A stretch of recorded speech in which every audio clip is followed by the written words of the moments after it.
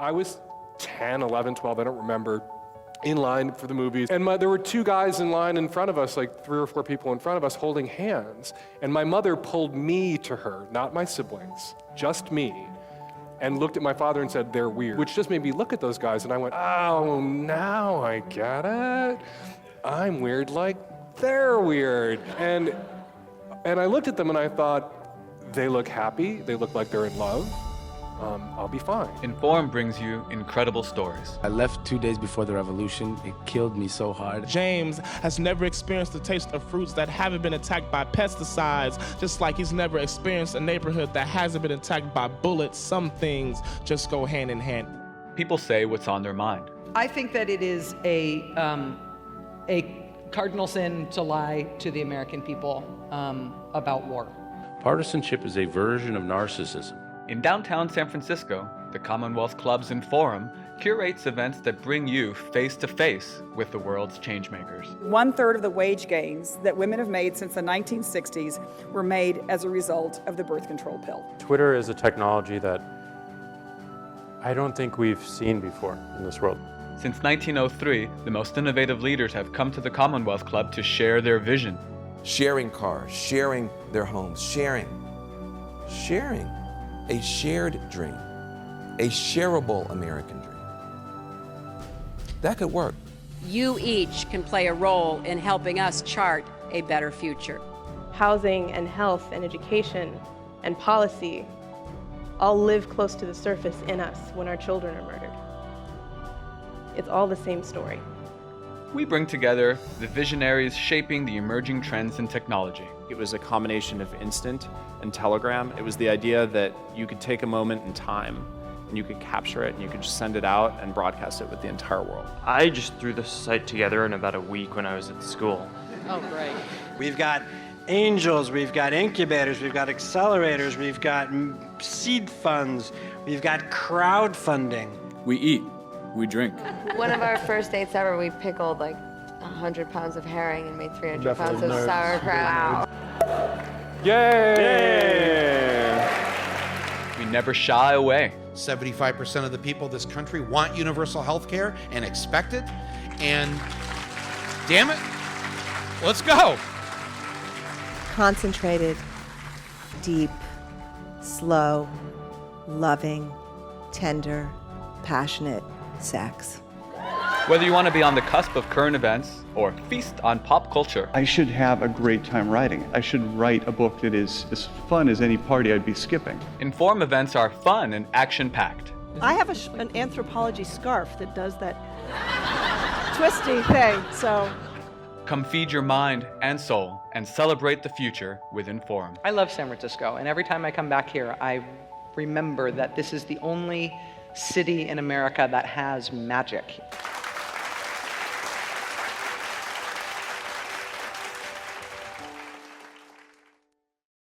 Hi everyone, I'm Crystal Contreras and I'm the director of INFORUM. Welcome to today's program, Be Anti-Racist with Dr. Ibram X. Kendi. Dr. Kendi returns to INFORUM in honor of his newest work, Be Anti-Racist, a journal for awareness, reflection, and action. This conversation will be moderated by Latifah Simon, a friend of the Commonwealth Club and president of the Akhenaten Foundation. If you'd like to ask either of our speakers a question during this program, you can do so in the chat section of the live stream that you're watching. The Commonwealth Club has temporarily suspended in-person events, but we are dedicated to keeping you informed during this pandemic. We're going full speed ahead with the full slate of live online programming. Most of these conversations are currently free to the public, so we do ask that you consider donating to the Commonwealth Club to help us continue our work. Visit us at commonwealthclub.org/online to learn more, and you can also text the word donate to 415-329-4231 live during this program. Now, please join me in welcoming Dr. Ibram X. Kendi and Latifah Simon to INFORUM. I think we're on, and I'm so excited. Again, my name is Latifah Simon, and I'm the president of the Akhenaten Foundation, a foundation committed to funding the movement for racial justice here in the Bay Area. And I'm so honored to be moderating this conversation. Good afternoon and welcome to today's virtual program with INFORUM with the Commonwealth Club. Today I'm pleased to be in conversation with just the most amazing, one of the most amazing scholars in this moment, Dr. Ibram X. Kendi.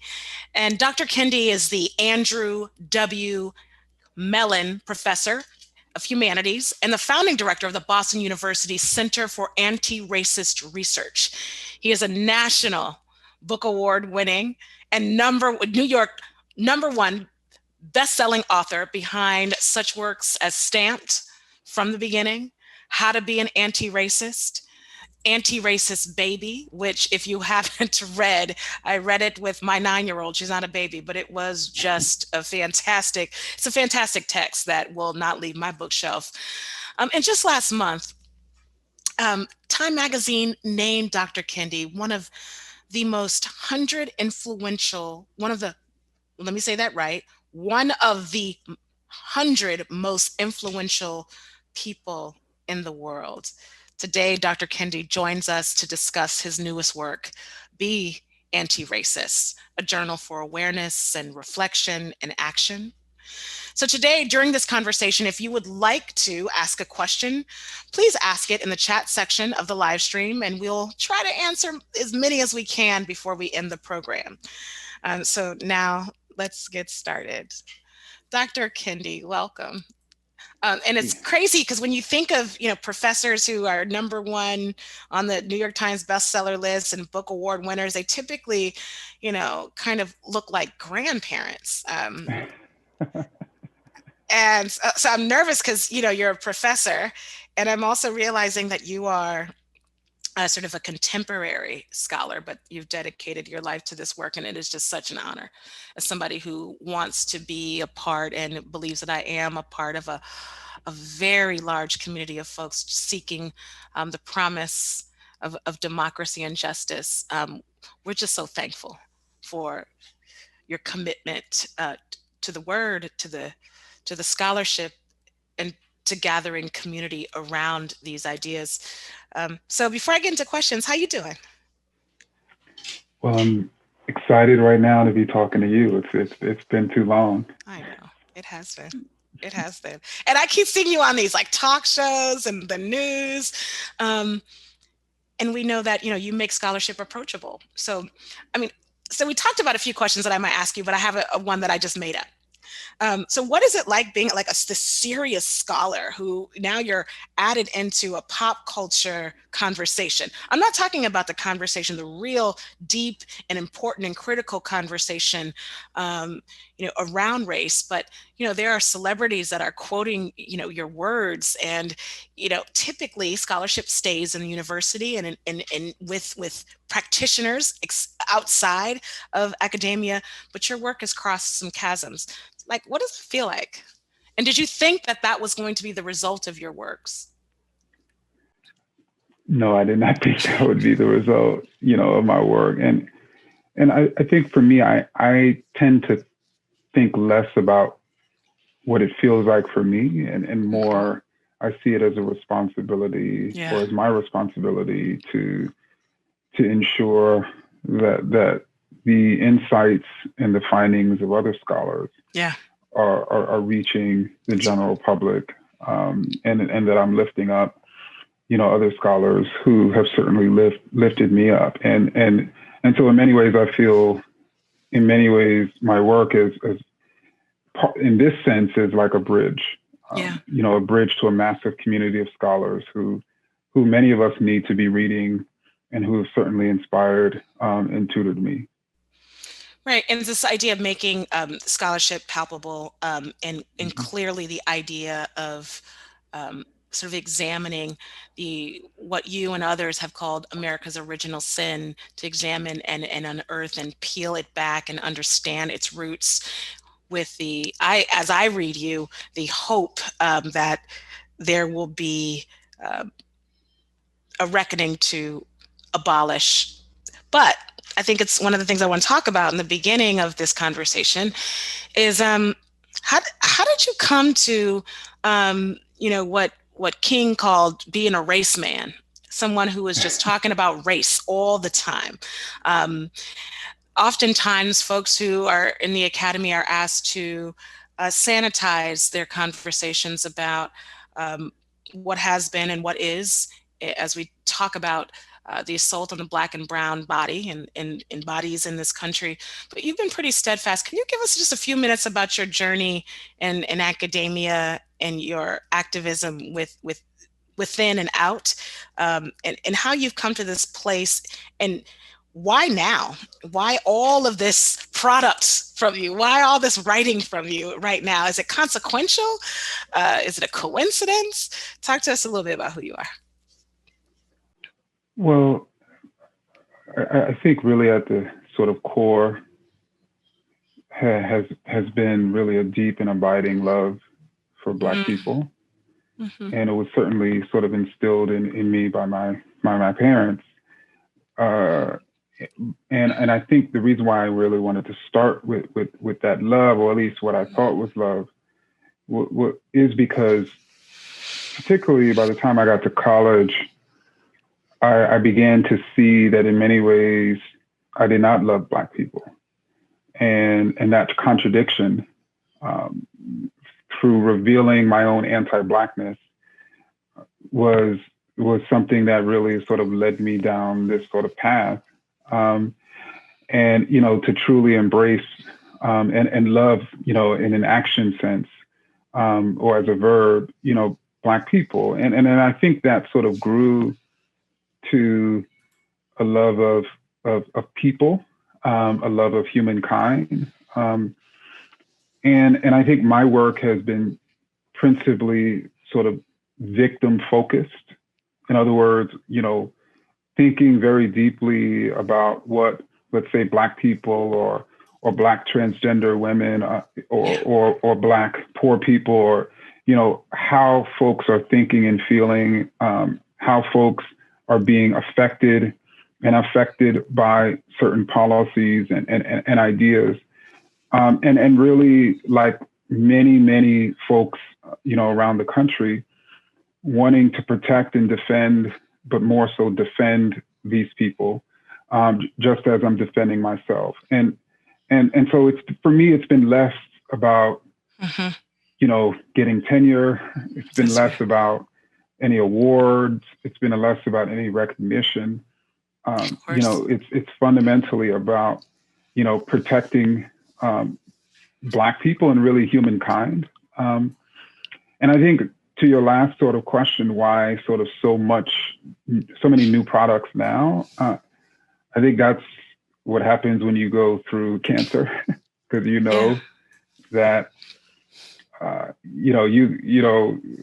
just don't know. I live pretty much 3 to 4 months in which, I just never know when, how much longer I have to live. I appreciate that. Dr. Kendi, I think we might have talked about this. My husband battled cancer. I don't know if we talked about that. Did we? No. So I lost my husband 7 years ago, and he was a writer, and he actually had gotten a fellowship at Stanford, and there was so much life in our clinical world. He had a very rare form of leukemia, and I get it. Like, I love you for part of the reason why I've been such a fan of your work is because, and I am a spiritual woman, it's like when God moves through us at these very complicated times, I saw that, with my husband, Kevin, and you've been talking about that and about this understanding of giving breath and life to all that you've been able to touch through academia. And so I thank you for that. And I thank you for sharing your story, your clinical story of what I say, we will all meet. We will all meet just the complications of life, and your grace in your work. I'm always just so in awe. And thank you for giving and giving and giving. I think we have to thank your partner and your child too, because they're like, hello, right? How many hours a day do you work? I can't say. I want to talk about this idea of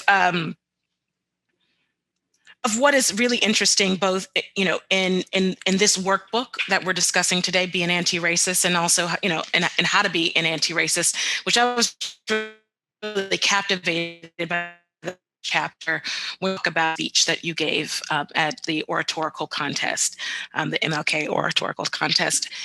And I won't spoil it for folks who haven't read it, but it grabs you into the book. And what you do, in some ways, shocked me in both books. Well, in this book, How to Be an Anti-Racist and Be Anti-Racist, you reflect on the first chapter. But you do what my Black Studies professors told me that we shouldn't do. That we should not personalize the structures of racism, that frankly, racism and racist policies exude from structures. And I, as a Black woman, there is no possible way that I have the power and the space to influence or propel racism. And you tell us, no, we're going to walk back from that. We're going to examine that. And so there has been some criticism from some folks who said, why would he do that? Why would he put racism and the sin of the indoctrination of racism on Black folk, on individual white people, when in fact, this is structural? Talk to us about that, because there's some folks who haven't read the book. And if you go into the book, you explain further. But give us a little bit.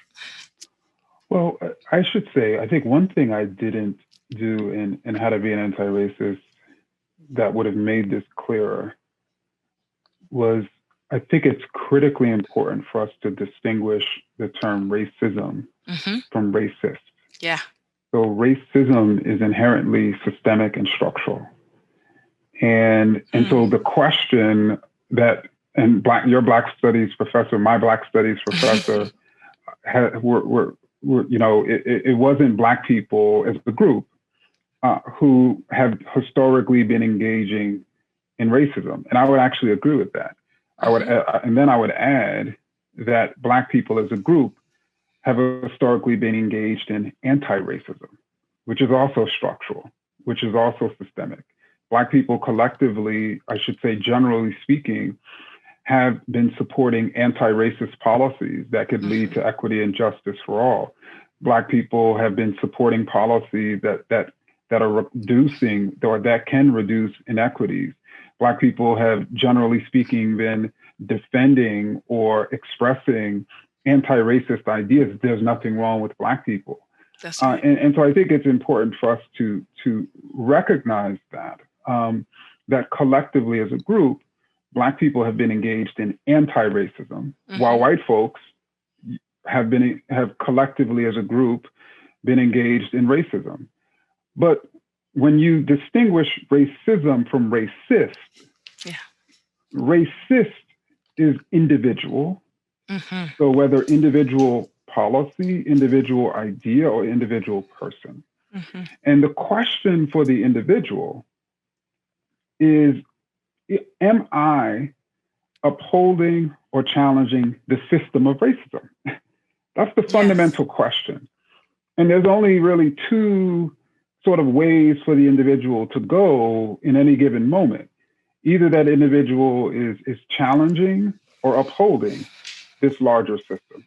And one of the things that I've been trying to argue and show with my work is the way the individual relates to the larger system. That's right. So what people think that I'm doing is, oh, let's not talk about the system anymore. I just want, no. We're talking every day to individuals. Individuals are asking, okay, what should I do or not do? And essentially what I'm saying is, well, when you're doing nothing in the face of these policies and powers that are maintaining injustices and inequities, you, individual, you're being racist. That's right. That other individual who is challenging those racist ideas and policies, who's getting in positions of power and instituting anti-racist policies, that individual is being anti-racist. And then the other thing about this sort of structural is when you look at sort of racism, again, as a collective systemic form, white people are benefiting from racism. Black people are not benefiting vis-a-vis white people. White people have privilege as a result of racism. Black people do not have privilege as a result of this system of racism. But then when you change that to the individual, you know, does an individual, so if I, let's say, decide to start engaging in sexually assaulting Black women, would I, as an individual, benefit from the way society and the state does not protect Black women? There we go. Yep. That's a different question, right? And I think that's one of the things people need to understand. And so that's how a Clarence Thomas can recognize that's right. how he as an individual benefits because his Blackness is combined with his conservatism, which then allows him, individual, to enter onto the Supreme Court with only about a year of judicial experience. That's right. You know, it's Daniel Cameron. That's right. As an individual. That's right. Anyway, so I think that's one of the things that I've been trying to argue is that all of us as individuals, no matter the color of our skin, what are we doing? Are we upholding or challenging the system? And I think what that then does for people who historically have been imagined that they're immune, that no matter what they do, they're challenging the system of racism. No, that causes them too to be like, no, what are you doing too? And of course, they don't like that. I mean, I just love the answer because, you know, what you ask us to do is to do the work. And you know, it's so funny, you know, as somebody who I'm now on the philanthropy side, right? And we have to ask folks of how they are undoing racist policies. But you actually purport, it's not like there's no one group, right? No. There's no one group or even a collection of groups that can undo, even in a city like Oakland, right? Where we know that there are a number of leaders, sisters, who had developed a movement to get police out of schools. And they purported that very policy of having police in Black and brown schools was racist. And there were people who with Black and brown skin who ushered those police officers in over 50 years ago, right? Yeah. So I actually want to talk about, we have about 20 minutes till we go into question and answer. So if there are folks who want to put in some questions, we'll go there. But, you know, being anti-racist is, I love this book. I have read this book down 3 times in the past 4 days because it's not a lot of reading to do, but it's a lot of work that you're asking folks to do. Because we always say, do the work. If you want to deal with your racism, do the work.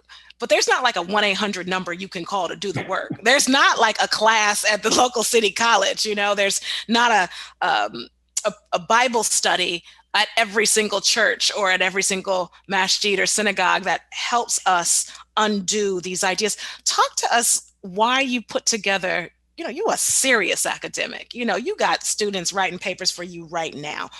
Why did you do a workbook?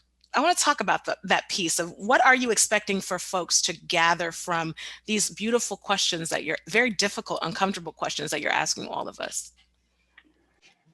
So I think in addition to what you just described, like, you know, that we're asking people to do the work, but it's easier for those folks to do the work, you know, if we give them tools to do so. That's right. And I was hoping that this would be a tool. But in addition to that, you know, one of the things that I realized about myself is my sort of anti-Blackness, whether that was a general anti-Blackness or an anti-Blackness towards, you know, Black women or Black poor people or Black queer people, prevented me from seeing the actual racist system that was ensnaring and these groups of people. And it took me quite the time to really look at myself, for myself, and really begin to unpack. And fortunately, I had some incredible teachers and you know, teachers of experience that really put up a mirror.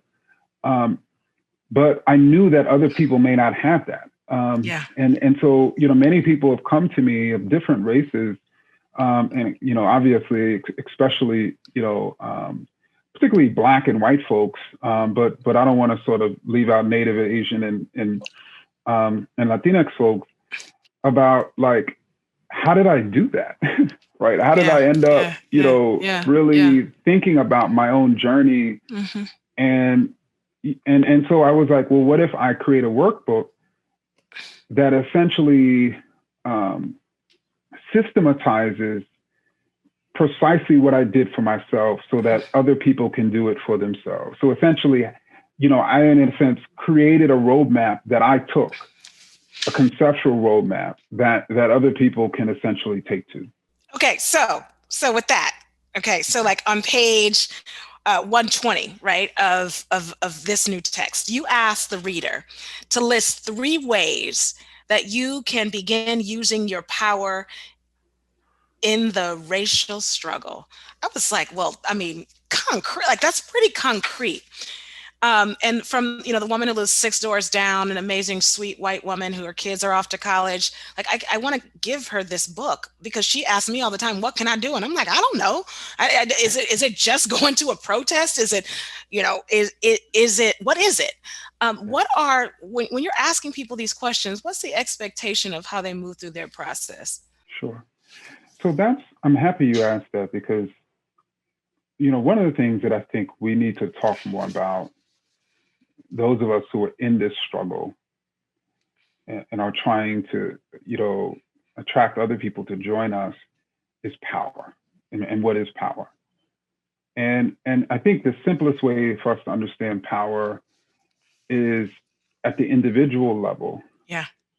Is to think about it in sort of 3 ways. The ultimate form of power is policy-making power. And so you literally have the power to change a policy. That's right. That can improve the lives of Latinx people in your sort of, quote, domain or community or institution. So the question is, are you going to do it? That's right. That's right. So there's policy-making power. And then there is policy-managing power. So somebody else made a policy that is racist. So what you can do is thwart it, right? You can figure out ways to not carry it out, just like my ancestors were trying to figure out ways to essentially not pick as much cotton as they were demanded to do, right? You can, consciously undermine racist policies, in that sort of middle management role. And if you're not in one of those 2 roles, then every single individual has the power to resist policy. Absolutely. So whether that's, you recognize that that your sort of local city has a no-knock warrant policy, and you see the ways in which that contributed to the murder of Breonna Taylor, and so you decide to join the organization that's challenging that policy, or fund that organization, or give that organization a platform during their campaign to undermine that policy, you're resisting policy. Yeah. I mean, what's every single, what I found to be extremely beautiful, but also it's complicated and hard. I have made a commitment to move through this workbook as a Black mama, widow, disabled woman. And almost every single question, I gasped a little bit. And I want to take, before I take you to page 10, right? The first question that you ask is, you say, have you ever described yourself as not racist? And what does not racist mean to you? And what it made me think are some of the most racist folks that I've known in my life, both professionally and personally, who would swear that they are in fact not racist. And, your work has, given me the chutzpah to say that's not your call to make. And and so I want to talk about that, this first question, and then I want to talk about some definitions. We have some time, so let's talk about this big. No, we have some time. This big question, that first question that throws you into this text and throws you into this exercise, and then I want to go to page 10 and talk to you about how you got to these sort of definitive definitions of racism, of racist policy, and so on. Well, I think that I wanted to really begin the book asking that question, because in many ways, most people who swear they're not racist have never actually sat down to really define what it means to be not racist, right? And I think it's important for people to have defined the terms that they use. Yeah. Especially the terms that they use regularly. And I have yet to be able to come across a definition of not racist. And so when you have a term or a phrase that nobody can define, yes, then what you begin to realize is that it's actually serving as another purpose, which is to deny one's own racism. I just love that so much. You know, it's crazy because this is going to sound ridiculous. But, you know, my parents, my dad's family, they're from Louisiana. And there is no canonical recipe for good gumbo, right? So stay with me here. And, you know, as Black folks, we in some ways, we have to laugh about the pain of racism as we work to undo it, because it's so deep and it's so visceral, and the experiences that we have are so real. I will never forget seeing my dad lying on the ground when he took me to an arcade. A police officer thought he was somebody else and threw him down on the ground. I fell to the ground. I looked at his eyes, and it was so clear that he had no power. And looking at his baby girl having no power, having his face, you know, to the concrete, you know, those are some of the first experiences of Black men feeling like nothing in the face of the state that I had. So when I talk about there's no definition to, or no good recipe to good gumbo, so then everybody, all my aunties think they make the best gumbo. There was no clarity, there was no path, right? And what you do, it just had me think of the many fights about what's the right way to do X, what's the right way to make that pot taste the right way. In undoing racism in the United States, you provide us, which I thought was so helpful, with some of the places that you've come to in terms of defining racism. Talk to us a little bit more about that. What is a racist policy? What is racism? Talk to us about that. Well, I mean, a racist policy is any measure that leads to racial inequity or injustice. And I'm happy you asked about defining policy than racism, because racism, I define it as a powerful collection of racist policies that lead to racial inequities and are substantiated by racist ideas. So, you know, if there's a specific contribution, scholarly contribution that I've sought to make with my work, it is defining terms. And I am not an expert on all things about race and racism. I certainly am not an expert on all things Black people. I don't, you know, if I was in a contest to discern the best gumbo, that I would not, like, they'd be like, boy, you don't know good gumbo. So, you know, there's so many things about Black people that I'm still learning. Yes. And there's even so many things about racism that I'm still learning. Of course. But what I, you know, have sought to provide expertise on is how we're defining terms. And that expertise is not grounded in me deciding how I'm going to define it. It's me sort of, in other words, you know, irrespective of research, it's really based in, after studying the entire history of racism, seeing how it's operated over the course of nearly 600 years. And, you know, from its origins in Western Europe to its sort of life in colonial America and other places, and certainly through its sort of emergence in the United States. And so from the history, I've defined these terms. And I think it's important for us to, I just want to sort of communicate that, because one of the things I think it's important for us to also realize is, especially those of us who are in this space, is we are not experts on everything. I am not an expert on everything. That's right. one thing I do know is how we should be defining terms like racism, racist, anti-racism, and anti-racist. It's critical. And I think it's important for us to realize it. You know, I just enjoy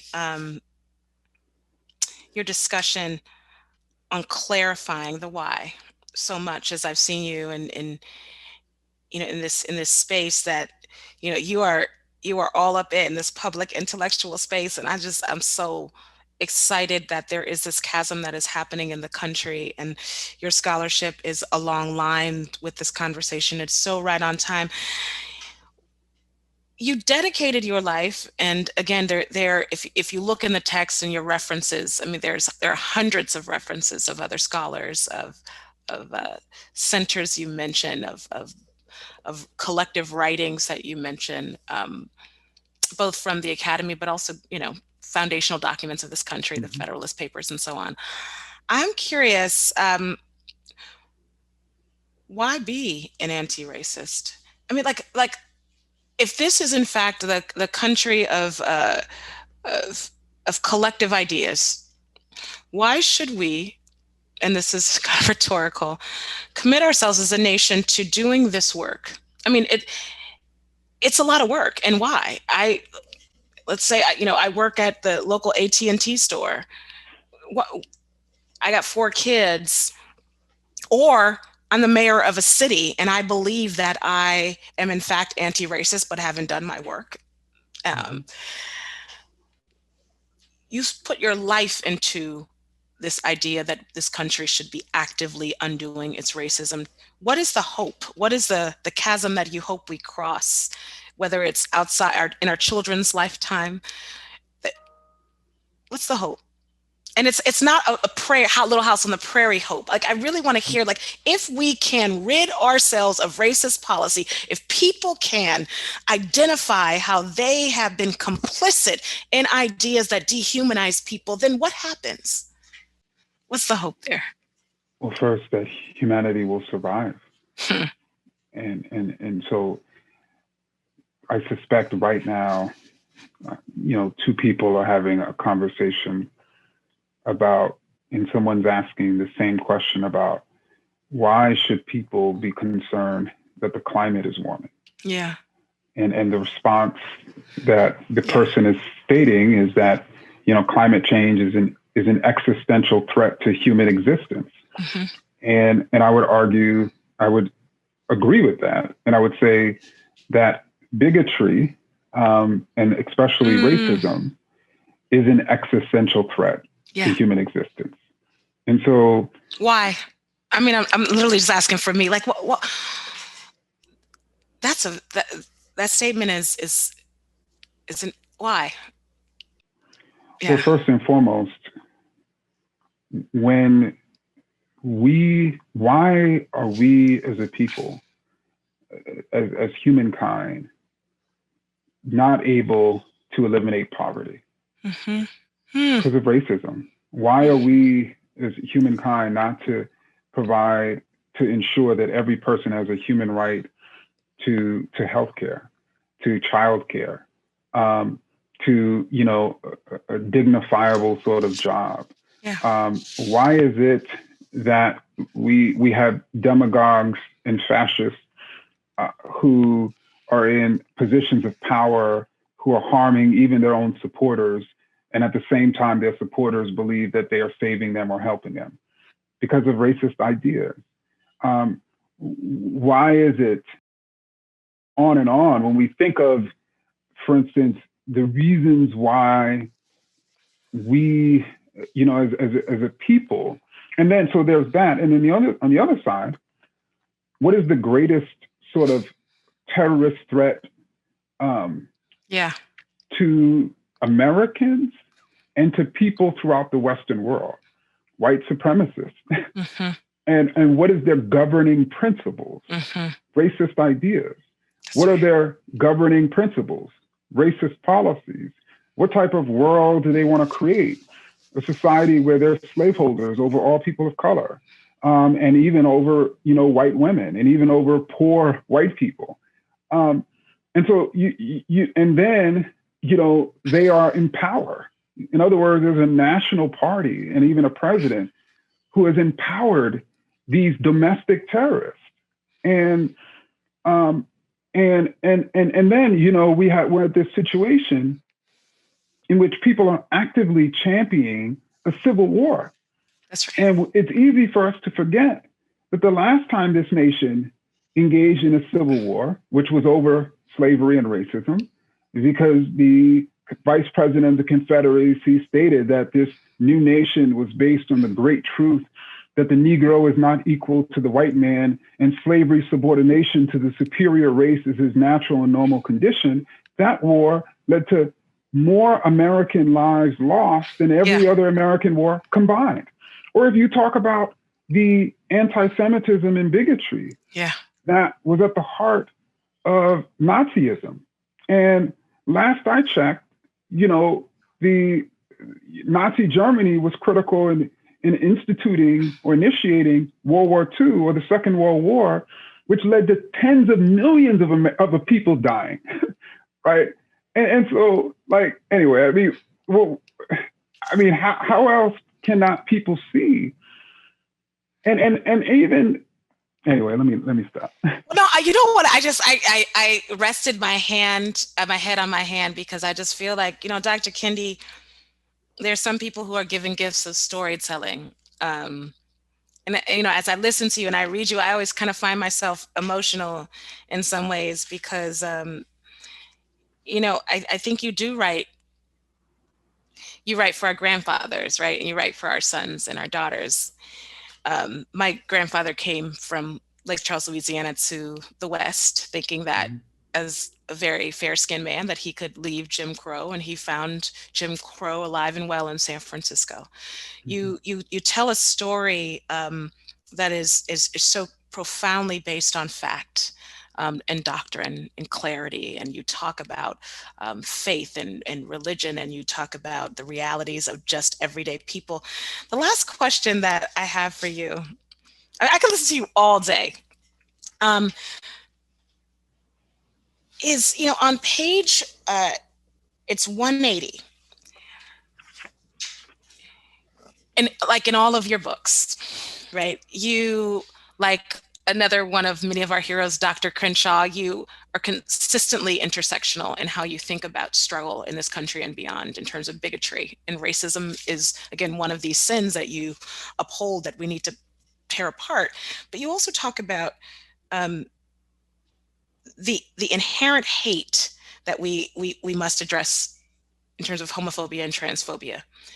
And I think that your scholarship is so rich because you refuse to not have a very clear and intersectional approach to how you think about the danger of bigotry, hate, racism, homophobia, transphobia. Before we go to questions, you just talk about how you come to complicating the conversation, right?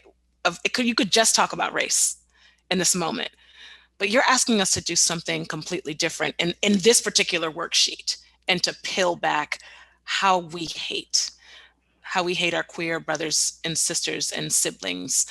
Talk about that journey from being an anti-racist to also examining these other forms of hatred. So I think through examining the history of anti-Black racist ideas, and not just examining that history, seeing the ways in which so many white people produced those ideas, but then also seeing the ways in which I believed some of them and expressed some of them, and especially from an intersectional standpoint. And so seeing how white men and Black men were agreeing on the same ideas denigrating Black women, seeing how white cisgender people and Black cisgender people were agreeing on the same ideas about Black transgender people, seeing the ways, and when I say we, I'm talking about myself as a cisgender person, sort of seeing how, both Black and white and elites were saying the same ideas about Black poor people, right? So what's happened, and I've held many of these ideas.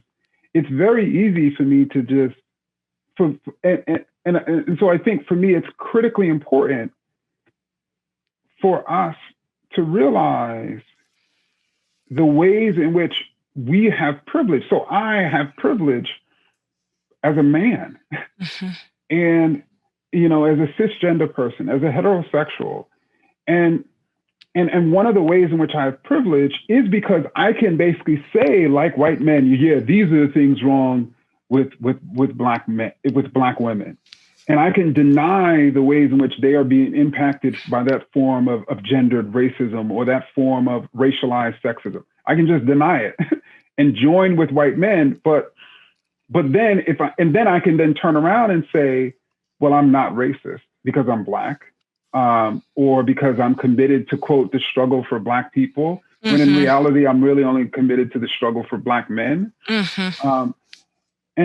so I think that intersectional analysis, that Black feminists have long argued, allows people to really begin to see all the different policies affecting different sort of racialized groups, particularly intersectional groups, and even the different ideas, and even the disparities with the intraracial disparities between lighter skinned and darker skinned Black people, between Black men and Black women, between, Black poor people and Black elites, between Native sort of women and Native men. And I think it's not enough for us to eliminate the disparities between races. We have to also recognize and eliminate the disparities within the races, and that are intersecting, and the ways in which racism is intersecting with other forms of bigotry to create and maintain those disparities. And I think that's why it's so critical for us to be anti-racist. I thank you for that. There's some good questions coming into the chat, and I'm like, okay, we have like 12 minutes. And the questions, I can be concise. No, I don't want you to be concise. We can answer one, and then like it's okay, because then your next book, you can take those three questions that are in the chat to your next book, because there's so much richness, and again, in the storytelling. There's a listener named Nick, and he's curious about your thoughts about the backlash towards scholars like yourself, and he brings up Hannah Jones and the 1619 Project, and that backlash, why it's there when so much all of this work is based on fact and scholarship, and specifically this pushback, he says, by white male writers like Bret Stephens. So whether you address Bret Stephens, but as a whole, why this pushback on clear, timeline-based storytelling about what's happening in this country, and particularly your work is being lifted up as the work directly in the crosshairs of Donald Trump's assassination on wanting folks to know the truth about racism in this country. What do you think about all that? Oh, to me, it's quite simple. For our work to have validity is for their work to be invalid. So there's two ways they can respond. They can say, you know what, our work actually is invalid and racist, or their work is invalid and even, as some of them say, racist. Those are the only sort of two options. And so I think they're fighting back to maintain the validity and the legitimacy, of their work. And what we're showing is that indeed their work is deeply subjective, that indeed their work had created a different set of facts that we can't find, and that their work is predicated on these ideas that there's something wrong with people of color, and that idea is actually a fact as opposed to a false racist idea. And so they're going to strike back to maintain their standing. it's just so profoundly interesting to see both how, folks in the Twitter sphere, but also folks at the highest level of government want to bury a story. And you and Brian Stevenson have both said similar things, that if we are to deal with a horrific and violent relationship, and this one being racism, you have to actually acknowledge and work work through it. There's another question that I think is interesting, and there are educators listening who are in the K through 12 space. They don't have, this question comes from Naholi, I believe that this is the pronunciation, but a lot of these K through 12 folks in the public space don't have power or control of their curriculum, but deeply want to teach anti-racist ideas. Advice to them, advice to these educators. So in the Jim Crow South, in many cases, Black teachers did not have control over their curriculums, did not have control over even the books that they were supposed to assign. In many cases, those books described slavery as something that was fought for states' rights, described Black people as enjoying and being civilized during the enslavement era, described the Jim Crow South as this sort of happy place with these two separate but equal peoples. And so what those Black teachers did is they figured out every which way to use the text as something to critique and thereby teach from, if that makes sense. Or they figured out ways to sort of teach around the text. Yes. And I think that, and I want sort of those teachers to realize that they had it even worse, but they found a way to still raise generations of Black children to recognize that the problem was Jim Crow to them. I love and that. I think everyday teachers can do the same. I think that is, thank you for that. Whether you are working in corporate, whether you're working in the classroom, this commitment to humanity. Thank you for that gift, that answer, because I think it crosses sectors. We've reached the point in the program, which I'm super excited about, because I actually want you to do like a 5-day long free sort of talk for all of us who just want to understand and hear the thousands of books that you've read and people that you've researched over the years, understanding how this country can move away. Again, as one scholar, but a scholar who's committed their lives to humanity. But we don't have that time today. But what I would say is thank you. And it's a tradition for INFORUM, for each speaker who comes on, to answer the following question. So I want to ask you this. What is your 60-second idea to change the world? Let's hear it.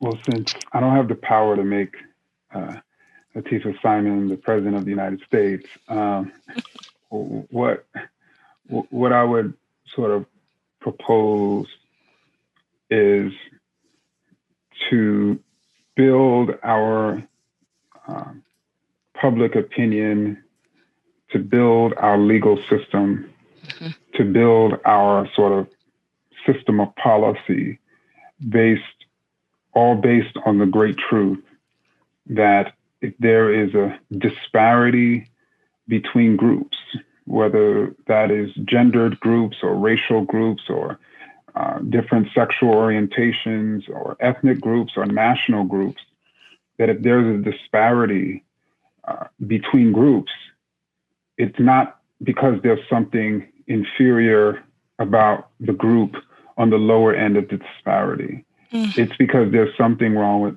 power and policy in our society. And that's what needs to change. And we would be, as a human community, mandated to identify what needs to be changed and to change it, to sort of drive home and always sort of defend sort of justice and equity for all groups. Dr. Kendi, I just want to thank you for that answer and for each day that you've committed to teaching something that we all feel like we're promised, a liberty. Many of us say a liberation, something deeper than equity, freedom.